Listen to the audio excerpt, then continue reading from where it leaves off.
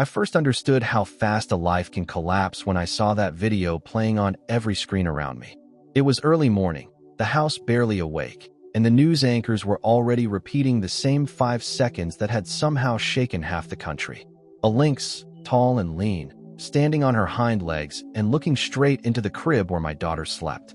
The frame froze on her silhouette, her ears lifted, her eyes focused on Lily's tiny face. That was all the world needed to decide who I was. I remember sitting there with the remote in my hand, unable to turn the TV off. The same clip, the same headlines. Parents leave baby alone with wild predator. Reckless father caught on hidden camera. Every host added their own outrage, their own certainty about what kind of person they thought I was. And across the bottom of the screen ran comments pulled straight from social media, each one harsher than the last. I didn't even have to read them to feel the weight of their judgment. What no one saw was everything outside that frozen frame. No one knew what happened before or after, or how that lynx, Willow, ever came into our lives in the first place. Claire was upstairs with Lily, trying to keep her away from the noise. I didn't want either of them to hear the things being said about us. But the truth was already spreading too fast. I replayed the same thought again and again as I muted the TV. If people understood the months that led up to that moment, would they still see us as monsters? Or would they see two exhausted parents who made a terrible mistake after trying to do something good? I didn't know anymore. My phone vibrated nonstop. Friends who hadn't spoken to me in years sent messages filled with shock or pity. A coworker forwarded a clip from a popular channel that stitched our video with dramatic music and red arrows pointing at Willow's claws, circling her face as if she were a serial killer. Someone else tagged me in a thread where strangers were arguing about whether I should be arrested. I stared at my own name on the screen like it belonged to someone else. When Claire came downstairs, she didn't even have to look at the TV to know what was happening. She saw my face and sat beside me without saying a word. For a long moment, we just listened to the muffled sound of commentators debating our lives. Then she whispered that Lily was still asleep, unaware of the chaos outside her room. I wanted to tell Claire that things would calm down, that the storm would pass. But even then, I knew it wouldn't. Not after millions of people had already watched the clip. Not after the story had been twisted into something far darker than reality. So I did the only thing I could. I turned off the TV. The silence afterward felt heavier than the noise. I leaned back and closed my eyes, letting the memories pull me away from the present and back to the night when everything began, months before the video, before our daughter was born, before Willow ever stepped inside our home. It was late fall, the kind of evening when the air is cold enough to bite through a jacket. Claire and I were driving back from her prenatal checkup. She was already far along, and every appointment made us feel closer to the moment we would finally become parents. As we rounded a curve near the tree line, Claire told me to stop the truck.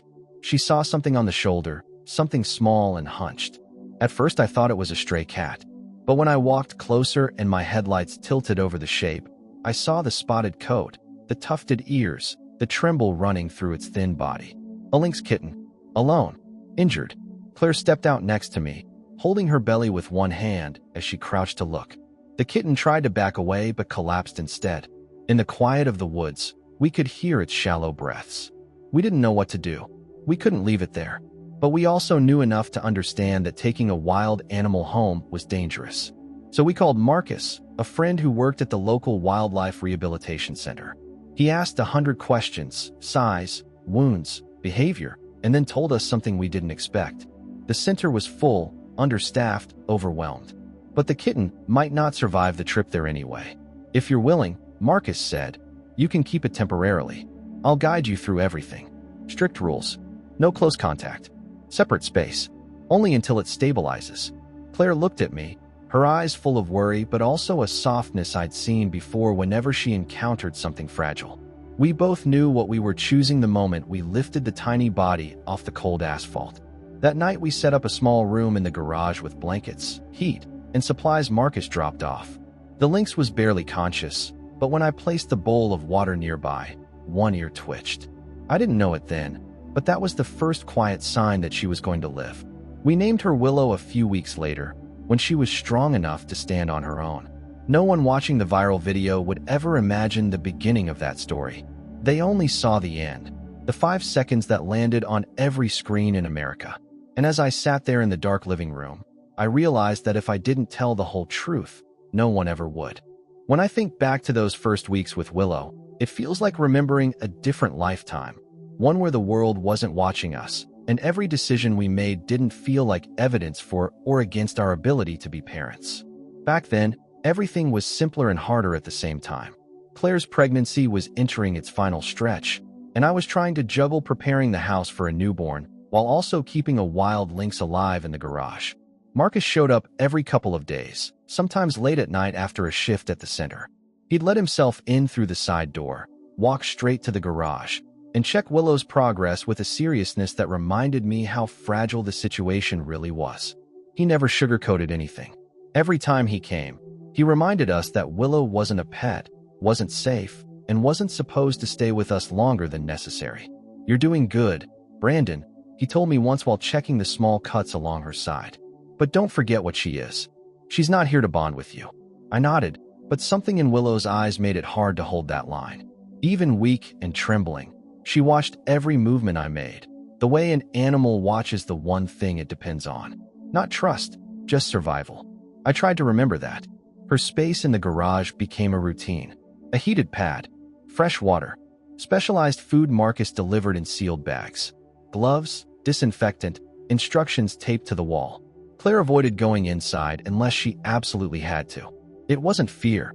She just didn't want any unnecessary stress. One evening, as Claire lowered herself onto the couch with that slow, careful motion that comes late in pregnancy, she sighed the way she did when she'd been thinking too long.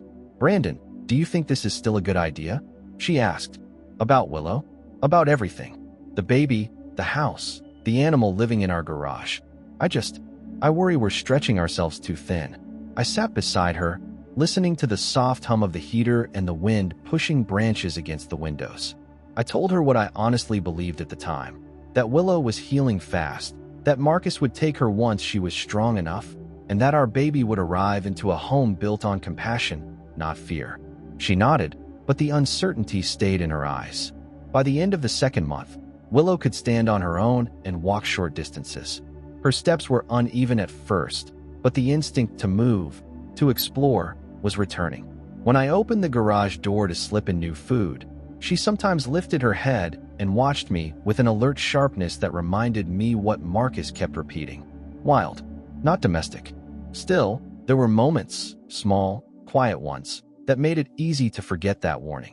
Once, while I crouched to clean her water bowl, she limped closer and sniffed the cuff of my sleeve before backing away. Another time, she let out a low, soft sound when I entered the room, not quite a growl, not quite a call, something in between. Claire heard it through the door and froze. "Is that normal?" she asked. "Marcus says it's communication. She knows we're feeding her, so she reacts. She doesn't sound angry. She doesn't sound tame either." Claire leaned her head against the wall, her hands resting on her stomach. Lily was kicking more often now, strong enough that I could sometimes feel it without her guiding my hand. "I just want our daughter safe, Brandon." "I know. I do too." Life settled into a strange rhythm. Willow improving, Claire nearing her due date, me moving between the two worlds like a bridge, caring for an animal who didn't understand what we were doing for her, and preparing for a child who would depend on us completely. When Claire went into labor, it was early morning. The garage was quiet, Willow curled in her corner.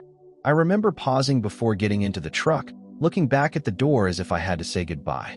We spent 2 days at the hospital, and when we came home, everything felt different. The house was warmer, fuller, more fragile. Lily was so small that first night, the kind of small that makes you nervous to breathe too loudly. Claire barely slept. I barely spoke. We hovered over her crib like guards who had been handed the most important assignment of their lives. The cameras came next, baby monitors with motion detection, sound alerts, night vision. I installed them because I wanted Claire to rest, and because I knew parenthood meant vigilance, even in the quiet hours. I didn't know those cameras would eventually betray the calm we tried so hard to build. Marcus visited a few days after we settled in. He stepped into the garage, checked Willow, and told us she was stronger than he expected. "She'll be ready to move soon," he said. "Maybe another week or two. You've done your part." Claire exhaled in relief. I did too. though part of me felt something unexpected, a faint sadness. Willow had been with us through so many milestones, even if she never belonged here. That night, after everyone fell asleep, I watched the monitors out of habit. Lily's small breaths rising and falling. The dim outline of her crib against the wall. Down in the garage, Willow shifted slightly, curling into a tighter shape. Everything felt under control in those days. Predictable. Safe. But looking back now, I can see the cracks forming even then. The signs we should have paid more attention to. The small, ordinary choices that led us straight to the moment the entire world would later judge us for. The day everything went wrong didn't begin with anything dramatic. If anything, it started like the kind of morning you forget as soon as it's over. Lily had been fussy the night before, and both Claire and I were running on too little sleep. The house felt quiet in that heavy way early mornings sometimes do, when the sun hasn't fully settled into its place and everyone is still drifting between dreams and responsibility. I remember stepping into the garage before breakfast, expecting to find Willow curled in her usual corner. But she was pacing, a slow, deliberate movement back and forth, pausing every few seconds to sniff the air. Her posture was different. Not aggressive, just alert, like something in the house had shifted. "You're moving today," I whispered, knowing she couldn't understand me, but feeling the need to say it anyway. Marcus was planning to stop by later to evaluate her for transport. She looked strong enough, steady enough, and Claire had been waiting for this moment for weeks. When I came back into the kitchen, Claire was rubbing her temples, trying to calm Lily as she warmed a bottle. "Long night?" I asked. "Longest yet." She handed Lily to me and took a step back, stretching her shoulders. She didn't sleep more than an hour at a time. "We'll get through it," I told her, though I was half convincing myself. The morning moved in slow fragments. Claire went upstairs to try to nap. Lily finally settled in her crib. I walked through the hallway, checking the baby monitors like I always did, making sure everything was working properly. The camera in the nursery blinked to life, showing Lily curled on her side, her tiny hands near her face. It should have been a peaceful few minutes, but the sound of tires crunching on gravel outside told me Marcus had arrived earlier than expected. He stepped out of his truck holding a small cooler and a clipboard. "Morning," he said, already halfway to the garage. "I figured I'd check her before the heat picks up. You said she was restless earlier?" "Yeah, more alert than usual. That's normal. Animals sense transitions. They know when something's coming." He disappeared into Willow's room, leaving the door slightly open behind him. I took that moment to step outside, drag the trash to the curb, and reply to a few messages from work. I wasn't gone long, maybe 2 or 3 minutes, but it was long enough for the first mistake of the day to slip past unnoticed. When I stepped back inside, Marcus was standing in the hallway with a thoughtful look on his face. "She's ready," he said. "I'll come back in a few hours with transport gear. Just keep the door to her space shut." The moment he said it, we both glanced toward the garage. The door wasn't fully closed. Not open, just not latched. One of us must have nudged it without realizing. I pushed it shut gently, heart tapping a little faster than before. "She's still inside, right?" Marcus nodded. "She was lying down when I left." He headed out, promising to return by afternoon. I exhaled slowly, trying to settle the unease in my stomach. Claire came downstairs a few minutes later, her hair still messy from sleep. "Did Marcus check her?" "Yeah. He says she's ready to move today." Claire's relief was obvious, but exhaustion softened it. "Good. I just want everything back to normal." We both did. Lily began stirring upstairs, and Claire went to prepare a new bottle. I followed her but stopped when I heard Willow make a muffled sound from the garage, a short vocalization, almost like the one she'd made in earlier months when seeking attention. I told myself it was nothing. Then came the second mistake. Claire called from the kitchen that she needed a hand. Lily had started crying again, and the formula container slipped from the counter. I went to help, and in the rush, neither of us noticed the nursery door wasn't fully latched after Claire had checked on Lily earlier.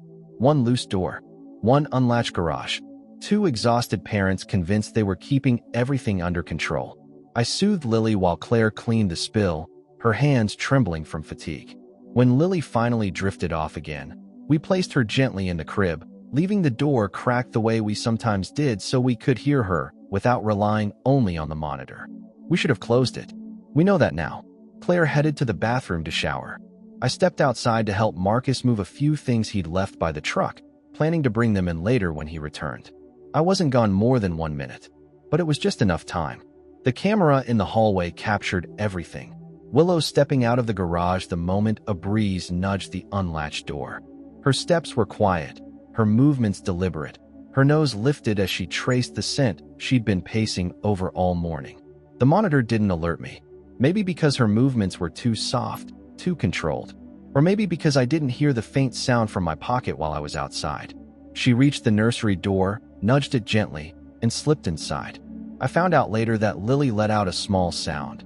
A tiny, sleepy squeak that caught Willow's attention. The kind of noise animals respond to instinctively. The video showed her stepping toward the crib, pausing as if to listen, then rising slowly onto her hind legs. I wasn't there to see any of it. By the time I stepped back inside, all I heard was silence. And silence, I would soon learn, is sometimes the loudest warning of all. I didn't know anything was wrong until the moment I stepped back inside and felt that strange stillness, the kind that makes your instincts sharpen before you can explain why. The house wasn't loud. Claire was still in the shower upstairs, and Lily had been asleep just a few minutes earlier. But the quiet felt wrong, hollow in a way I'd never felt before. I glanced at the baby monitor out of habit. The screen showed nothing but a frozen frame. It sometimes lagged when the Wi-Fi acted up, so I tapped the side of the handheld receiver, waiting for it to reconnect. The image flickered, then came back to life. And that's when I saw her. Willow was standing beside the crib. Her front paws were braced against the wooden railing, her head tilted slightly as she peered down into the blankets. I didn't see Lily at first, only Willow's silhouette, the movement of her breath, the slow twitch of one ear as she reacted to the tiny sounds coming from inside the crib. For a split second, my brain couldn't process what I was seeing. It felt unreal, like watching a scene from someone else's life. Then adrenaline hit me all at once, cold and sharp. I sprinted down the hall. I didn't shout. I was too afraid of startling her. My hands shook as I reached for the nursery door, pushing it open just enough to see the full scene. Lily was awake, but not crying. She was making soft, choppy sounds, the kind she often made when drifting between sleep and hunger. Willow stood motionless, leaning closer with a slow, cautious curiosity that reminded me of the first night she'd sniffed my sleeve in the garage. Her ears were forward. Her tail was down. She wasn't tense. Not yet. I stepped into the room, keeping my movements small, deliberate. Willow turned her head toward me, her eyes catching the light. For the first time since she'd entered our lives, she looked at me not as a caretaker or a presence on the other side of a door, but as a threat to whatever she thought she was protecting. It was subtle, but unmistakable. The way her weight shifted. The way she positioned herself between me and the crib. The instinct wasn't predatory, it was territorial. I'd seen that posture before, months earlier when she first began to trust her own strength again. Marcus had warned me that wild animals don't always show aggression the way people assume. Sometimes they guard things without understanding what they're guarding. Willow lowered herself slightly, not in a crouch, but as if preparing to decide which direction she might need to move. "Easy, girl," I whispered. "Easy." I didn't know if whispering helped, but it made me feel less like I was standing in a dream I couldn't wake from. Lily made another tiny sound. Willow's head turned quickly toward the crib, her body following half a second later. Not a lunge, just alert, protective. But that small pivot of her body was enough to snap me into motion. I lifted my arm and reached for a blanket hanging over the chair. Willow's eyes flicked back to me, uncertain. I didn't approach the crib directly. Instead, I moved in a slow arc around the room, keeping my distance, letting Willow track me. When I reached the window, I deliberately brushed the curtain, creating a soft, rustling sound. She turned her head toward the noise. That was the moment I needed. I stepped quickly toward the crib, scooped Lily into my arms, and backed away before Willow could react. She didn't chase or jump or even growl. She simply froze, her gaze shifting between me and the child now pressed against my chest. Then she let out a low, trembling sound, not anger, confusion. I carried Lily into the hallway, shutting the door behind me. The moment the latch clicked, my legs nearly gave out. Claire opened the bathroom door at the same time, her hair wet, her face pale as she saw the panic in my expression. What happened? I couldn't answer at first. I held Lily out so she could see she was safe. Then I finally managed to speak. She got out. Willow got out. Claire put her hand over her mouth. Is she still in there? I nodded. She didn't touch Lily. I don't think she tried to, but she was guarding her. Claire's eyes filled with fear and disbelief. I told her to go to the bedroom and lock the door. She hesitated, torn between wanting to help and needing to keep Lily safe, but she listened. The moment they disappeared down the hall, I slid to the floor, my back against the wall. From the nursery, no sound came at all. I didn't know whether Willow was still by the crib or pacing the floor or waiting by the door. I didn't know what she felt. Fear, confusion, instinct. I only knew one thing. The silence had returned, and this time it was worse than before. When Marcus arrived 20 minutes later, I met him on the porch, breathless and shaken. He didn't waste a second. He grabbed his gloves, his tranquilizer pole, and followed me inside. He entered the nursery without hesitation. Willow was sitting in the corner near the closet, tense but not aggressive, her ears flicking when Marcus closed the door behind him. He spoke to her calmly, the way he always did. She didn't move as he approached. When the tranquilizer clicked softly, she only blinked. "It's okay, girl," he murmured. "You're all right." She lowered her head, almost in surrender. Within minutes, she was asleep. Marcus helped me move her back to the garage, then stood beside me in the quiet space. His voice was low, steady. "Brandon, this could have gone very differently. I know." He looked at me with that mixture of sympathy and sternness only someone who truly cares can manage. "You're lucky. So is she. But this can't happen again." I nodded, feeling every word like a weight on my chest. What I didn't know then was that the nursery camera had recorded everything. The careful steps, the stillness, the moment Willow stood between me and the crib. And by the next morning, the world would be watching it too. The morning after Marcus tranquilized Willow should have brought relief, but instead it brought the first shockwave of something far worse than fear. It started with a single notification on my phone, an unfamiliar username tagging me in a post. I didn't think much of it until the second notification came, then the third, then a string of them so fast the screen lit up in a constant strobe. At first, I assumed it was some glitch or maybe a group text I hadn't muted. But when I opened the first message and saw the link preview, the breath caught in my throat. The thumbnail was unmistakable. The nursery crib, the dim shape beside it, the outline of Willow's tufted ears. Someone had uploaded the footage. Not the full recording, just the part that looked the worst. The moment she stood braced against the crib, her head angled toward Lily. No context, no audio, no explanation. The caption read, "Wild Lynx inches from baby while parents sleep." My stomach twisted. I clicked the video. 5 seconds. 5 seconds that made me look like the most irresponsible father in America. Before I could react, Claire came down the stairs holding Lily, her eyes still foggy with sleep. She saw my expression and froze. "What happened?" I turned the phone so she could see the thumbnail. She didn't even need to watch it, just the image was enough. Her entire body went rigid. "Who posted this?" "I don't know. It wasn't us. It wasn't Marcus. Someone must have recorded it from somewhere." But even as I said it, the awful truth hit me. Marcus had shared small clips before with colleagues to get behavioral opinions. Someone must have taken a screen recording. Or maybe one of our own devices had auto-synced something without us realizing. It didn't matter how. It mattered that it was out. Within hours, the video spread faster than either of us could comprehend. A local news station picked it up, then a regional one, then a national one. Some commentators called us negligent. Others demanded we lose custody. A few defended us, saying accidents happen, but their voices were drowned out by the tidal wave of outrage. By noon, a news van was parked on the road near our driveway. I closed every curtain in the house. Claire clutched Lily to her chest, as if expecting someone to try to take her. "We need to call someone," she whispered. "We need legal advice." But before we could even decide who to call, there was a knock at the door. A firm, steady knock. I didn't have to ask who it was. Sheriff Collins stood on our porch, his face as unreadable as ever. Behind him were two individuals wearing badges clipped to their belts. Child Protective Services. "Brandon," he said calmly, "we need to talk." The sound of those words nearly brought Claire to tears. I stepped outside so they wouldn't see her shaking.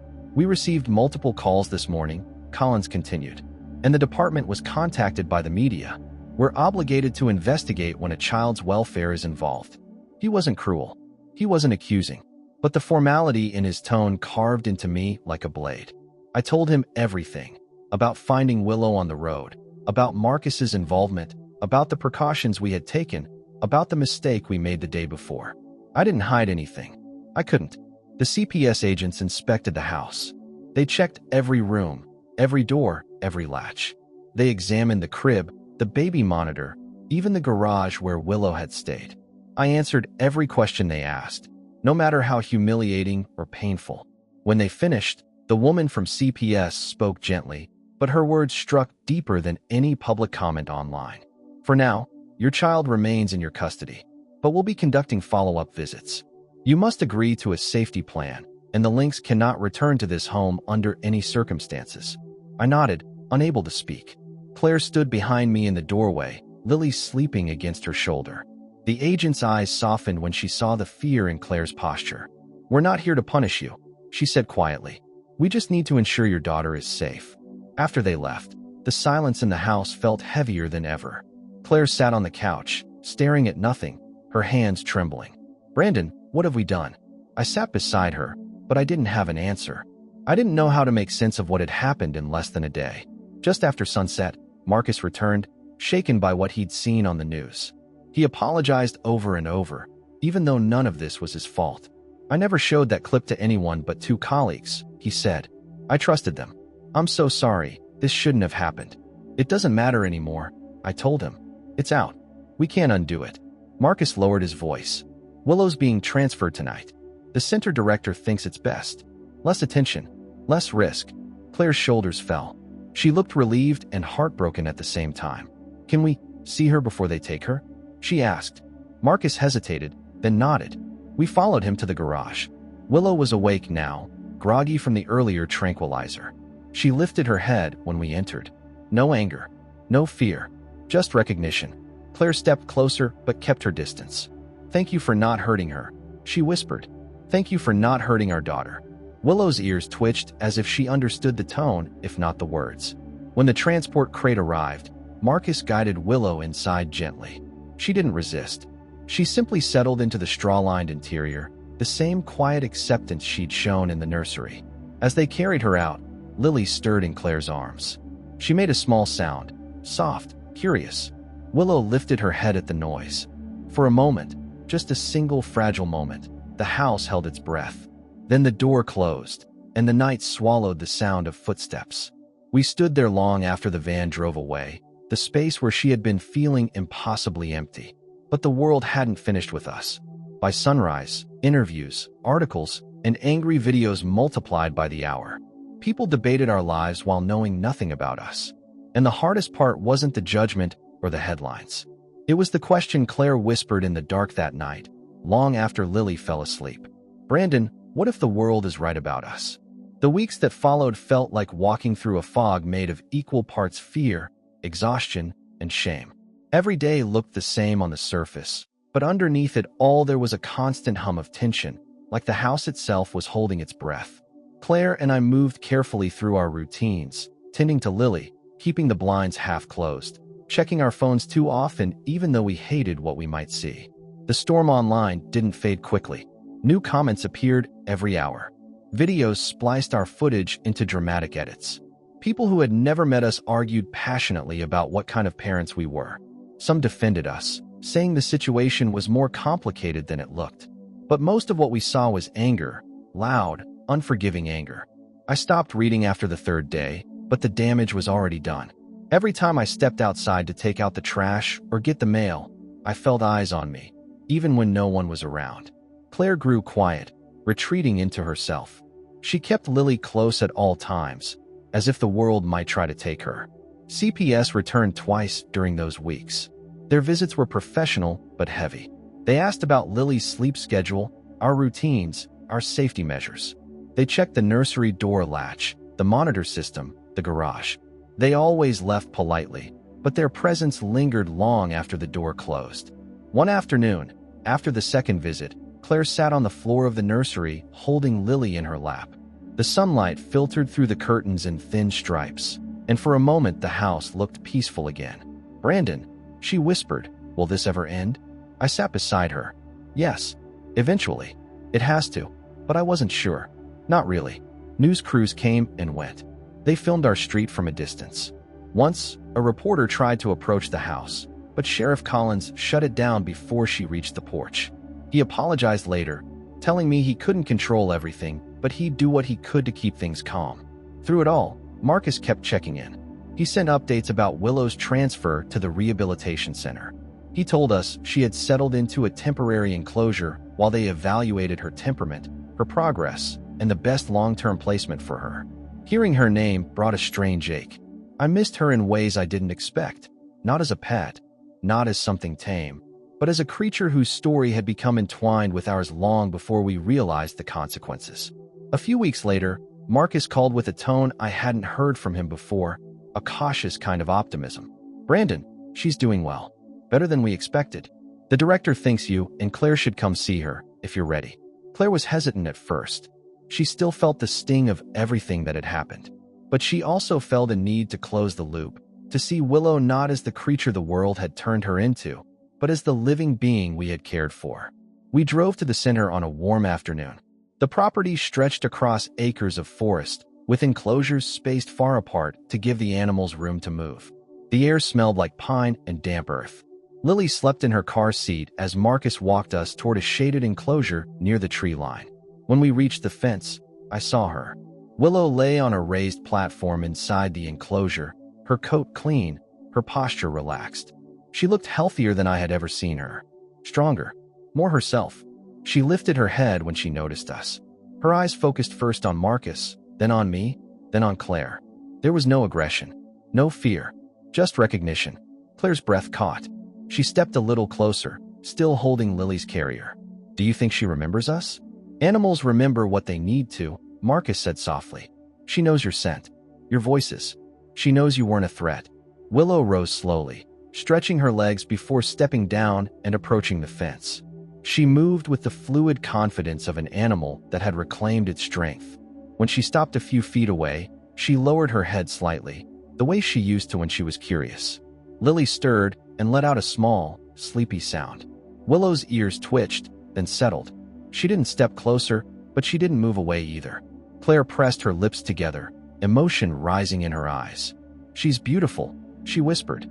I nodded, feeling something heavy inside me loosen for the first time in weeks.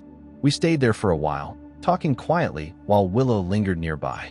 Marcus explained the center's plan for her: gradual integration into a larger habitat, behavioral assessments, and eventually a semi-wild sanctuary where animals like her could live without constant human supervision. "She'll never be fully wild again," Marcus said, "but she'll be safe, and she'll be where she belongs." That sentence hit me harder than I expected. I had spent months trying to do right by her, then weeks punishing myself for getting it wrong. Hearing that she still had a future felt like a kind of redemption. When it was time to leave, Willow watched us walk away. She didn't make a sound. She simply lifted her head and observed, her eyes following us until the trees blocked the view. On the drive home, Claire rested her head against the window. I kept glancing at her, wanting to ask what she was thinking. She finally spoke halfway down the mountain road. "I don't regret helping her, Brandon. I regret not being more careful. But I don't regret caring." I squeezed her hand gently. "I don't regret it either." That night, after Lily fell asleep, I sat on the edge of the bed replaying everything in my mind. The fear, the shame, the endless judgment.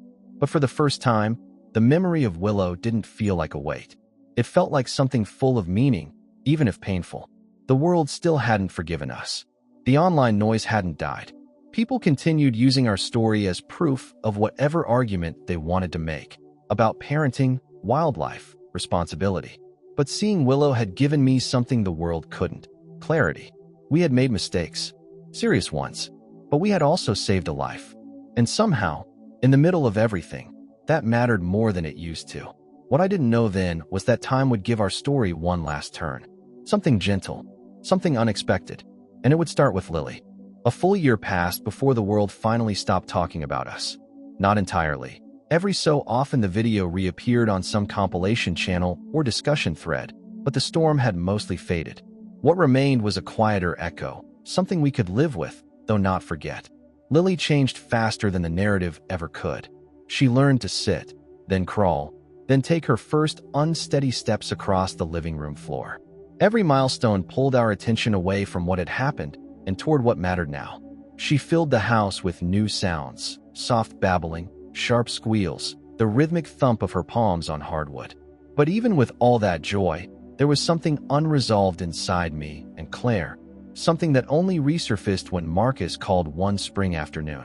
"We've moved Willow to the larger enclosure," he said. "She's adjusted better than we hoped. If you want to see her again, now's a good time." Claire and I exchanged a long look. Neither of us spoke at first. A year of healing lived in that silence.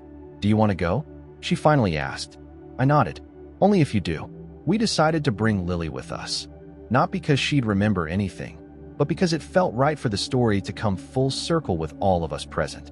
Claire packed snacks and extra clothes. I loaded the car seat. Lily laughed the whole ride, kicking her feet, fascinated by the passing trees. The rehabilitation center looked different in the warm light of early afternoon. The snow had melted. The pine scent was stronger. Birds darted in and out of the branches overhead. Marcus met us near the entrance and led us down a gravel path lined with newly built fencing. "She's in here," he said, stopping beside a tall enclosure woven with natural brush to mimic the forest. Willow was stretched out on a sunlit patch of ground, her coat sleek, her muscles defined. She had grown into a full adult lynx, healthy, alert, powerful. Nothing like the frightened creature we'd found on the roadside. When she noticed us, she rose slowly and stepped closer. Not too close, just enough to acknowledge our presence.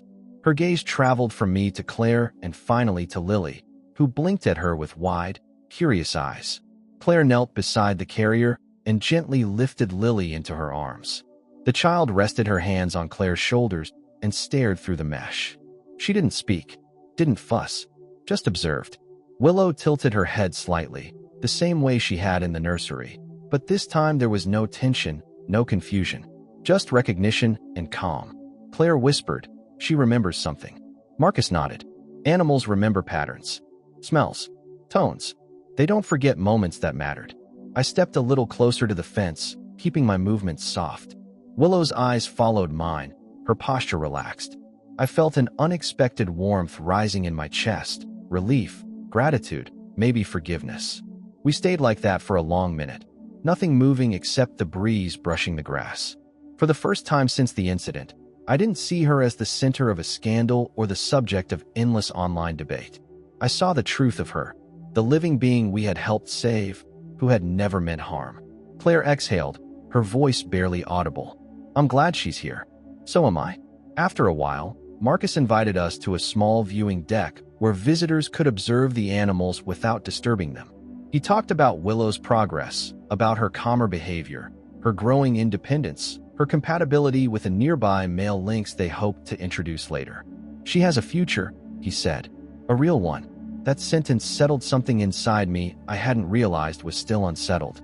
As we prepared to leave, Lily reached her hand toward the enclosure, fingers opening and closing in a gesture she made when she wanted to touch something interesting.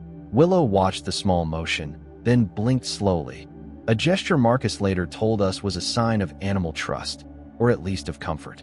It was the quietest moment of the entire past year, and somehow, the most healing. On the walk back, Claire held Lily close. I wrapped an arm around them both. For once, the weight on our shoulders felt lighter, not heavier. That evening, after Lily fell asleep, Claire and I sat on the porch under the fading sunset. "Do you ever think about showing people the full video?" she asked. "Not the viral edit, the real one." I thought about it. About how people had judged us based on a few seconds taken out of context. About how the truth was always more complicated than what made it to a screen. "Maybe someday," I said, "when the noise is gone, when people can hear the whole story." Claire nodded softly. "Not for them, really. For us." Later that night, as I listened to Lily's steady breathing from her room, I realized something I'd been too busy or too afraid to see earlier. That year hadn't broken us. It had changed us, sharpened us, taught us the price of mistakes and the weight of compassion. Taught us that even when the world turns on you, healing is possible, not because the world forgives you, but because you learn to forgive yourself. Willow was living proof of that, and as I closed my eyes, I knew the story wasn't about fear or failure anymore. It was about the space between two beings, a child and a lynx, where nothing tragic happened, despite everything that could have. And that fragile, improbable mercy became the thing that saved all of us in the end. Don't forget to subscribe so you won't miss new stories. And now just click the playlist or the next video on your screen.